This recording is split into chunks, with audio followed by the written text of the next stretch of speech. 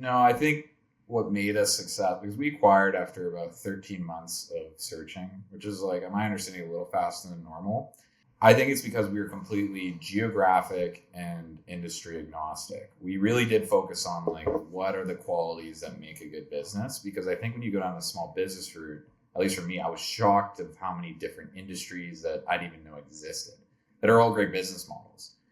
So it just so happened that we got an HVAC one, really. I mean, it has great fundamentals to it, which we love, but that's it. I mean, like when you figure out your investment criteria, which is, relatively, basic, more recurring revenue, less customer concentration, good stable margin, good stable EBITDA, and then industries that are not cyclical. Like if you just stick to that and you're open, especially geography wise and on industry, I do think you have a decent high chance of success, because this is what also shocked me when I went down this path was this is not a finance game. I think a lot of investment bankers, private equity, and like consulting people get in this and then they think they're going to like create a great model and all these things and create this incredible investment plan and growth plan and all this stuff, how they're going to do this. But in reality, it's super simple. It's like, does it have these 5 basic fundamentals? And do you have a good relationship with the seller? And this is more not in a sales game that you're trying to sell or trick something. It's more of like a relationship game. It's a trust game that you're building with them. Because if you get a good vibe from the seller, like our seller still, even though his contract is done, he still comes in like 3 times a week to help us.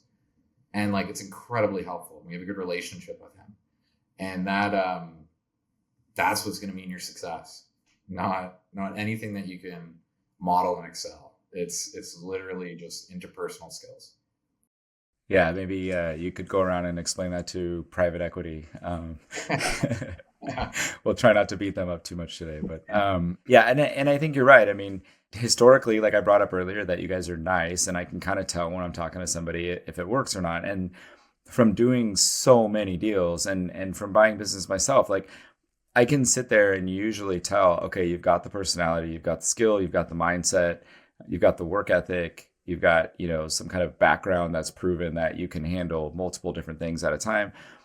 And it's really, like you said, it's simple, but at the same time, it's not. It's like you're looking for that person that is actually kind of simple and understands it from a simple standpoint, but you also don't need to go in and complicate things and make these crazy spreadsheets and all this other stuff. I think you do need to do that stuff. You do need to model it out. You do need to understand what you're buying and how you make money and how you can improve it and everything. But what it really comes down to is you're building relationships. You're trying not to take advantage of people. You're not, pushing a crazy ball up a hill every single day. It's like, it doesn't have to be that difficult. And when you kind of focus on the things like you said, it gets a lot easier and then it gets a lot smoother. So